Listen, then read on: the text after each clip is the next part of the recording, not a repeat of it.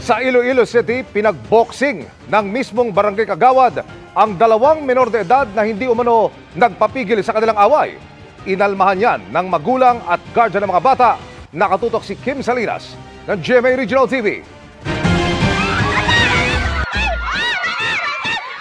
Tila isang boxing match ang ipinagawa sa dalawang teenagers sa barangay West Habog-Habog Molo, Iloilo City. Mapapansing may mga nag-cheer pa habang nagbabatuhan ng kamao sa pagitan ng isang 15 anyos na babae at 14 anyos na lalaking bahagi umano ng LGBTQIA community. Umabot sa ilang minuto ang suntukan.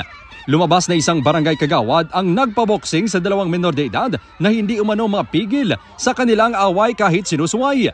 Halin pa sang nagligad, paya nga na akong paugtas yung di sa akon niya mo. Do hindi na kuya katulog diri sa obran nyo. Ang ganitong uri ng pagdidisiplina, hindi nagustuhan ng mga magulang at guardian ng mga bata.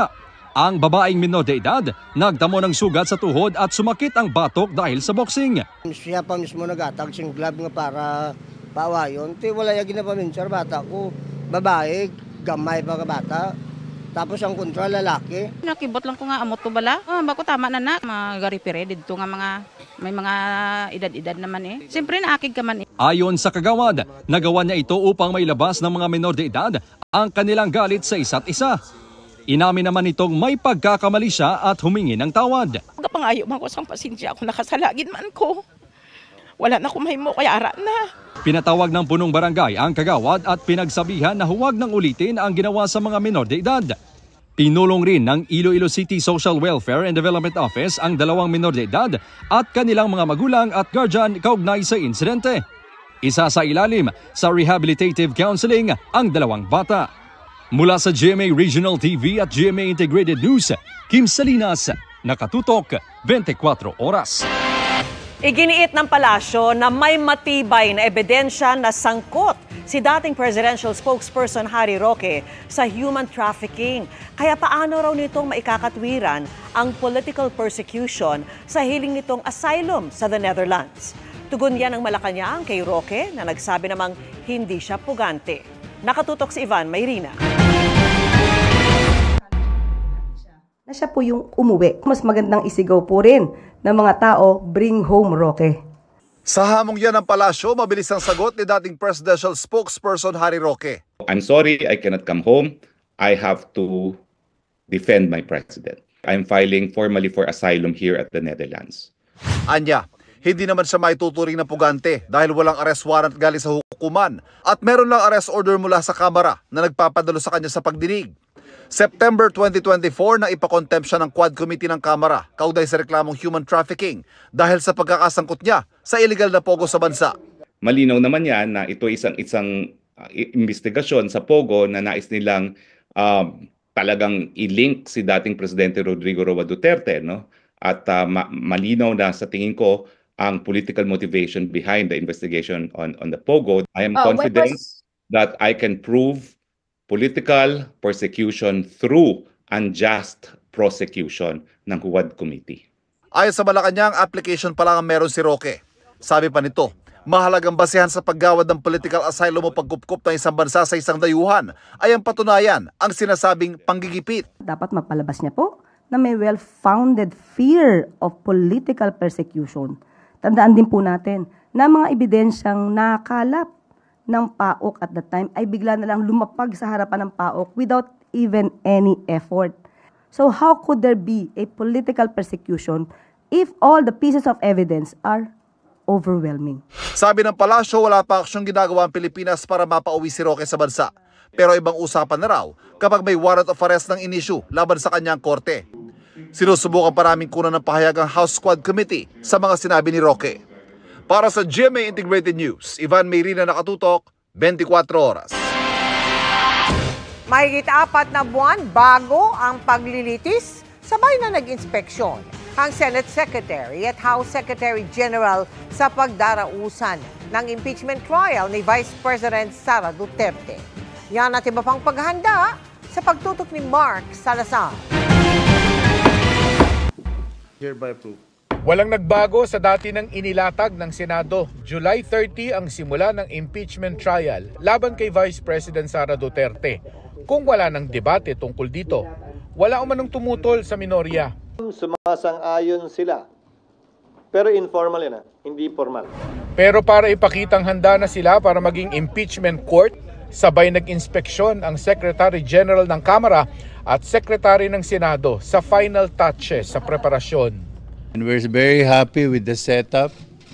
We have no comments, no complaints. May 340 seats ang gallery ng session hall na paghahati-hatian ng staff ng bawat senator, judge, defense, prosecution at ng manunood na publiko. 30 seats additional sa VIP box. Ang Tolentino Room na may sukat na 150 square meters ang ibibigay sa prosecution team ng Kamara. Humirit sana ng dagdag pang kwarto ang Kamara pero hinahanapan pa sila. 2 basic rooms, no? Room for our prosecutors. We have 11 prosecutors and the Secretariat Support Group. Kailangan din kasing paglaanan ng silid ang depensa. Sa defense, yes, we've also identified, but in deference to the fact that we have not yet talked to the defense, hindi ko muna sasabihin. We wrote them yesterday. Wala pa rin itinatalagang holding room para sa mga testigo. Testigo pa lang ng prosekusyon, marami na. I'm not in the prosecution team, but siguro 7 times, sabi mo na 10, so that's about 70. But that's a rough estimate, no? Could be more or less per article. Sa ngayon, wala pa raw ginagastos ang Senado para sa impeachment. Maliban sa nagpabarnis sila ng mga lumang mesa na ginamit sa mga dating impeachment trial. Nagsusukat pa lang din ng mga senador para patahayan sila ng robe. Ang gastos daw ay mangyayari sa mismong trial na. Para sa GMA Integrated News, Mark Salazar, nakatutok 24 oras. Tiklo sa Pampanga ang 4 na Koreanong nagpapatakbo umano ng illegal online gambling hub. 2 sa kanila, wanted at may Interpol red notice pa. Nakatutok si Oscar Oida. Kuha ito ng salakay na matauhan ng National Bureau of Investigation Pampanga District Office ang isang kondominium sa Barangay Santa Cruz, Porac, Pampanga nitong Pebrero. Napag-alaman kasing ginagamit ang lugar bilang illegal online gambling hub. Naaresto sa operasyon ang 4 na Korean nationals. Ito yung mga remnants na sinasabi namin ng POGO operations. No? Some of them would resort to illegal online gambling kasi nandyan pa yung facility, nandyan yung technology, and some of them would still have their employees, Filipino or other foreign nationals. Kanina, iniharap sa media ang 2 sa mga inarestong Korean na nagpapatakbo ng illegal gambling. Wanted din sila sa South Korea at may Interpol red notice. So they are doing their scamming activities here but targeting Korean nationals in their home country. Kaya nagka-warrant sila doon. But they are here also to do illegal online gambling. Itinanggi ng mga suspect ang maparatang. Narito lang daw sila bilang turista. They were here since the recorded entry was 2017 and the last departure recorded in Korea was 2019. So they kept coming back at ito ang ginagawa nila, yung voice phishing. Sa ngayon, nakadetain ang 2 Koreano sa tanggapan ng NBI sa Pampanga at nahaharap sa kasong illegal online gambling in relation to Cybercrime Prevention Act. Para sa GMA Integrated News, Oscar Oida, nakatutok 24 oras. Posibleng parehas umano ang dinaanan ni Alice Go at Attorney Harry Roque para makalabas ng bansa ayon sa Bureau of Immigration. Sinabi po yan ng ahensya sa pagdinig ng Senado. At nakatutok si Mav Gonzalez. 2 linggo matapos isyuhan ng ultimatum, wala pa ring tiyak na sagot ang Bureau of Immigration sa Senado kung paano nakatakas si Alice Go. Pero posibleng parehas umano sila ng dinaanan ni Attorney Harry Roque na namataan muna umano sa Tawi-Tawi. Since Mr. Roque has no recorded departure in the BI's records, he likely took the same route as Alice Go in leaving the country by using a backdoor exit. in Tawi-Tawi. Base rin sa internal investigation ng BI at mga flight manifest, hindi dumaan sa mga hawak nilang airport at seaport si Go. Wala rin umanong ebidensya sa ngayon na may binayaran si Go na immigration officer.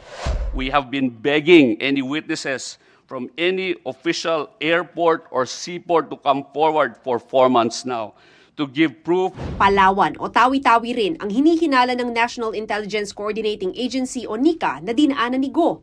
Sabi naman ng KAAP, imposibleng lumipad palabas ng bansa si Go at mga kapatid niya kahit pa chartered flight. Even in private airstrips, they're required to submit a flight plan. And even if they don't submit a flight plan, our radar in our CNS ATM facility can capture these flights.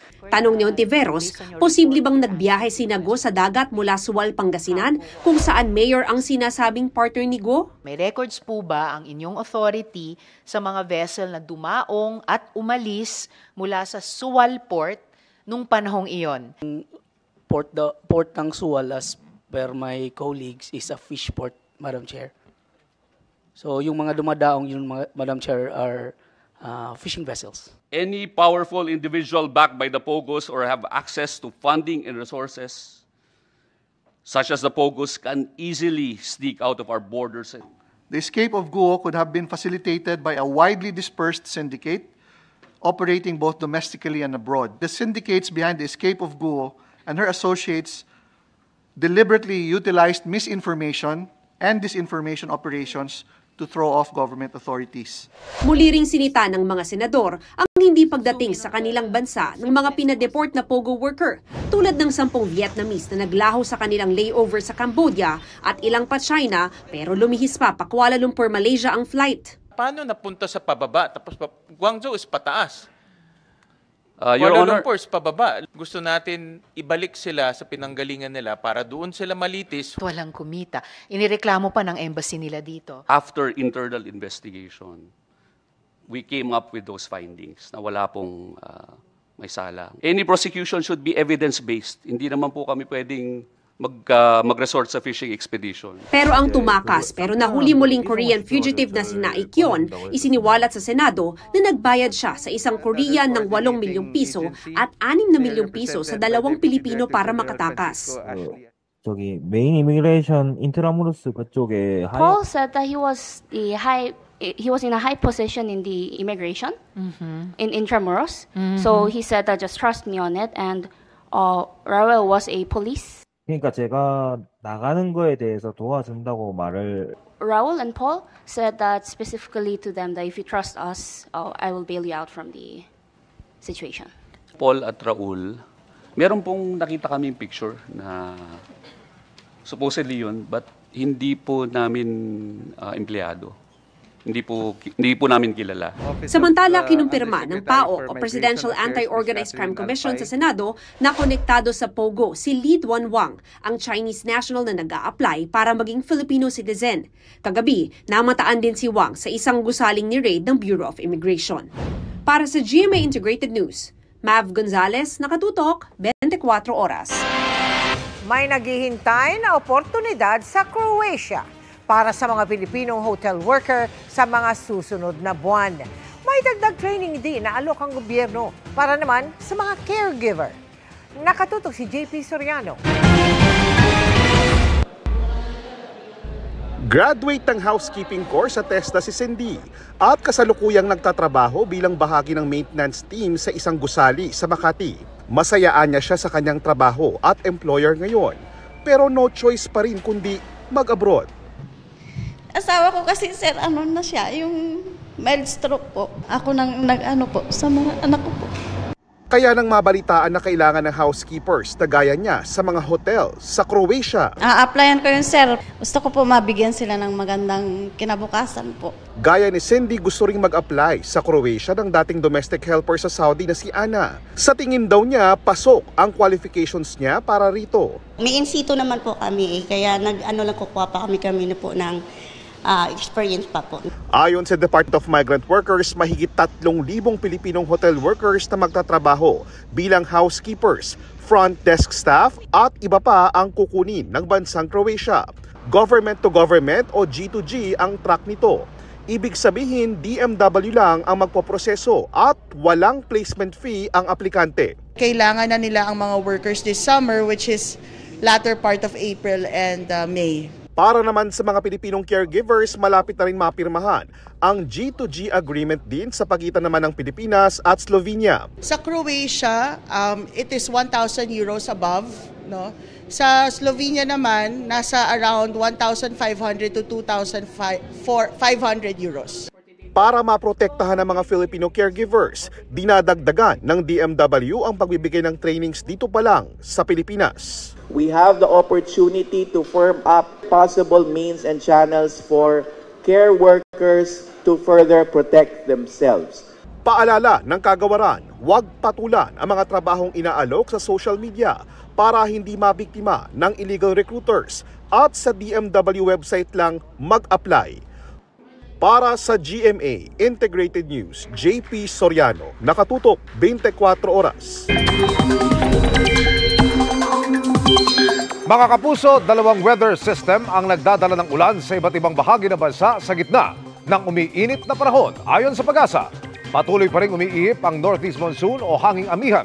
Hindi pa masabi kung hanggang kailan ang bugso niyan pero nagdadala yan ng malamig na panahon at ulan sa malaking bahagi ng Luzon. Easterlies naman na nagpapaulan sa nalalabing bahagi ng bansa. Batay sa datos ng Metro Weather, umaga pa lamang bukas ay posible ng ulanin ang ilang bahagi ng Northern Luzon, Mimaropa at Bicol Region. Pati ilang bahagi ng Visayas at Mindanao. Pagdating ng tanghali, halos buong Visayas at Mindanao na ang ulanin. Posible ang light intense rains kaya doble ingat sa banta ng baha at pagguho ng lupa. Mababa naman ang tsansa ng ulan sa Metro Manila pero magdala pa rin ng payong. Ngayong araw, 42 degrees Celsius ang pinakamataas na heat index o damang init na naranasan sa Coron at Puerto Princesa sa Palawan, gayon din sa Zamboanga City.